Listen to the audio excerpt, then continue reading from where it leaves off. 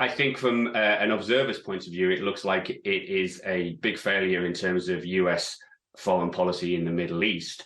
It certainly would play into the narrative that the US is losing its influence in the region to either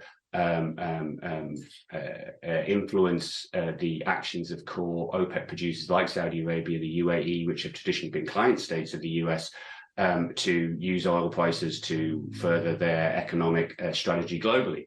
And, you know, the US has completely failed to do that. Hadley quite rightly made reference to the Strategic Petroleum Reserve, but you can't really look at this in isolation from the wider geopolitical situation in the Middle East, which has seen these core Gulf producers shift closer to China, shift much closer to Russia.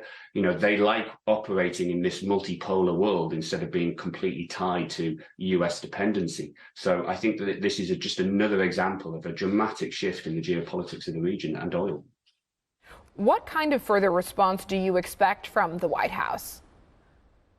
Well, the White House has very little that they can do. I mean, we had a story last week that was around security around the Middle East and the US Fifth Fleet tightening its security of drone patrols to prevent attacks on oil infrastructure. So on the one side, the US is still doubling down on the security guarantees that it gives around the Straits of Hormuz, the flows of crude globally. But then on the other side, it's completely failed to influence OPEC in terms of its relationship with Russia.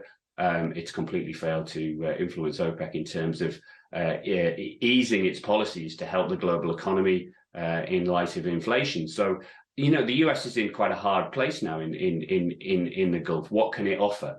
There really isn't anything at the moment. Not a lot of leverage there. What does this mean for the price of oil? We've got Goldman Sachs out saying we could see Brent hitting $95 a barrel by the end of the year. What's your view?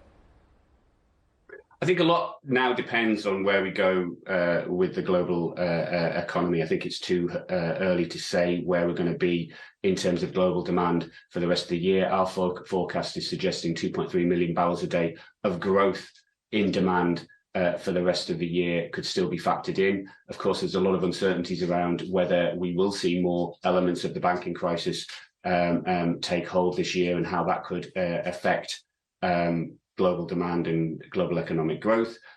We have had some signals that inflation is easing in the Eurozone, easing in the US. That's partly down to lower energy costs, but elsewhere, you know, we still have pockets of high inflation globally, which could be a concern. So it all comes down to the economy. It all really is now a battle between central bankers and OPEC Plus. If the central bankers continue to tighten rates, continue to weigh down on global economic growth to get inflation under control, then that demand forecast is going to be harder to pin down. At the same time, OPEC has to balance its policy. It doesn't want to crater the economy, but as we said earlier in the interview, it wants to maximize its gains from oil prices because fiscally, these are high-spend countries, high-spend economies. They need the money.